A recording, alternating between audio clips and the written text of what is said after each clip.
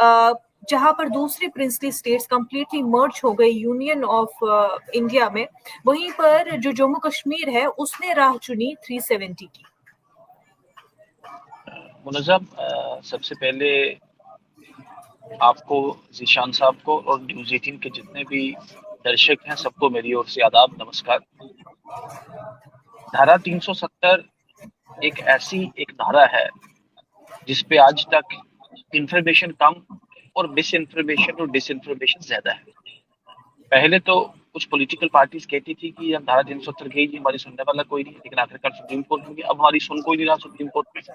अब Supreme Court day to day basis पे से सुन रहे हैं, और in all probability Supreme Court का फैसला जो भी होगा, वो जिसे कहते हैं किसी वजह से अगर इनके फेवर में नहीं आया तो ये फिर उसकी इंटीग्रिटी को डाउट करेंगे। पर चलो एटलीस्ट इनका ये रिकॉर्ड करके रखें स्टेटमेंट कि they have full faith in the supreme court. ये एक सबसे बड़ी एक बात है।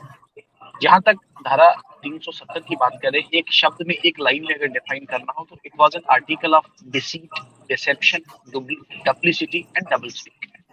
धारा 370 एक state within a state, एक संविधान विद इन ए संविधान, एक निशान जिसे कहते हैं, या एक प्रधान विद इन ए प्रधान। एक देश में एक ही प्रधानमंत्री हो सकता है, एक देश में एक ही आइन हो सकता है, this is common sense. But how could a country and a state within a state within a state, जिसे कहते हैं कंट्री, पॉलिटिकल साइंस में इंडिया को स्टेट ही कहेंगे आप।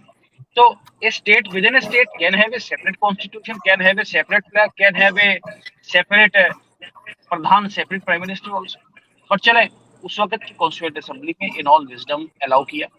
लेकिन ये जो प्रावधान था, विदाउट डाउटिंग, डिस्प्यूटिंग, जिन लोगों ने इसको दिया, सबसे पहली बात, यह प्रावधान टेम्पररी था, ये आपको समझना चाहिए। और अब सुप्रीम कोर्ट ने भी इसमें अल्टीमेटली स्टैंप लगाया है अपना, कहीं ना कहीं माइंड अपना ओपन किया है। दूसरा, ये जो प्रावधान था, ये प्रावधान विधानसभा में, सॉरी, कॉन्स्टिट्यूएंट असेंबली के जितने भी मेंबर्स थे, तकरीबन सिर्फ जवाहरलाल नेहरू और मिस्टर अयंगर को छोड़ के, इंक्लूडिंग सरदार पटेल और बी आर अम्बेडकर ने और पूरी कॉन्स्टिट्यूएंट असेंबली ने इसका विरोध किया। लेकिन चलो फिर भी इसको लाया गया, कहा गया ये टेम्पररी। बार बार हर पॉलिटिकल पार्टी ने देश भर में, चाहे वो कांग्रेस है, start from Congress, well start Congress, Jayalalithaa, Janata Dal, Nehru ji ने तो संसद में बोले, एक दिन पार्लियामेंट में बोले कि 370 is more or less practically out of operation. Gulzarilal Nanda ji ने कहा कि इसका तो इफेक्ट खत्म हो गया, डिप्टी प्राइम मिनिस्टर थे वहां पे जाकर। तो इस धारा को कहीं ना कहीं तोड़ने में एक ऑल पार्टी कंसेंसस था, ये एक तीसरा पॉइंट इसमें आ गया। चौथा, जो कानून, जो प्रावधान जम्मू कश्मीर के लोगों को फायदा दे सकता था, वो जम्मू कश्मीर में आता नहीं था। हाँ, जो एक कॉकस को, एक जिसे कहते हैं एक ओलिगार्किक क्लैन को जिसे कहते हैं फायदा देता था, वो कानून यहाँ पे आता था। छोटी सी एग्जांपल दे दूं, जिशान राणा साहब एक कम्युनिटी को रिप्रेजेंट करते हैं, जिशान राणा साहब, फॉरेस्ट राइट्स एक्ट, पूरे देश में ट्राइबल्स को जंगलात में रहने का राइट है, लेकिन जम्मू कश्मीर में वो इससे दूर थे। क्यों? क्योंकि यहाँ पे धारा 370, right to education, right to food और बेटर पंचायत, 3 टायर सिस्टम। मैं लिस्ट बनाऊंगा तो बहुत लंबी है, जो पूरे देश में कब के आ गया, लेकिन जम्मू कश्मीर में आ नहीं पाए। जम्मू कश्मीर स्टैग्नेट किया। जम्मू कश्मीर जी, जो आप बात कर रहे हैं कि जो आपने कहा कि आर्टिकल 370 टेम्पररी था और एक डिसीटफुल आर्टिकल था, लेकिन जो दलाइल कपिल सिब्बल ने स्टार्टिंग डेज जो हियरिंग के रहे हैं उसमें ही प्रेजेंट किए थे कि यही तो स्पेशलिटी थी, यही तो एक खासियत थी इस मुल्क की, जहां हम यूनियन ऑफ स्टेट्स की बात कर रहे हैं। तो वो वहां पर एक रिप्रेजेंटेशन पूरी दुनिया को कि किस तरह से यूनाइटेड है और हमारा एक्सेशन किस तरह से होता है, ये उसको रिप्रेजेंट करता था। उसमें वेरी सिंपल, वेरी सिंपल। एक पूरे कंट्री ने एक मैं बोलूंगा एक एक्स्ट्रा कंसेशन एक स्टेट को, 562 प्रिंसली स्टेट्स में से एक स्टेट को एक्स्ट्रा कंसेशन दी, और इस एक्स्ट्रा कंसेशन को कहीं ना कहीं कंसीव किया गया कि ये भारत के साथ आने की मूंगफली और रेडियो के बराबर हमें कीमत देगी, हम जो मर्जी होगा मांगेंगे क्या। और एक politics of blackmail, politics of separatism, politics of secessionism, वो क्या धारा 370 जम्मू कश्मीर में देखें। नॉर्दर्न स्टेट्स को, नॉर्थ ईस्टर्न स्टेट्स को जो स्पेशल प्रोविजंस मिले हैं, क्या वो भी हटाए जाएंगे?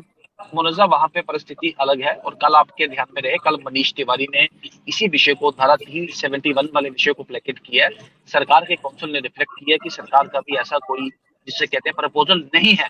और सीजीआई ने भी कहा कि दैट्स ए सेपरेट केस, हम यहाँ पे धारा 370 को देखें।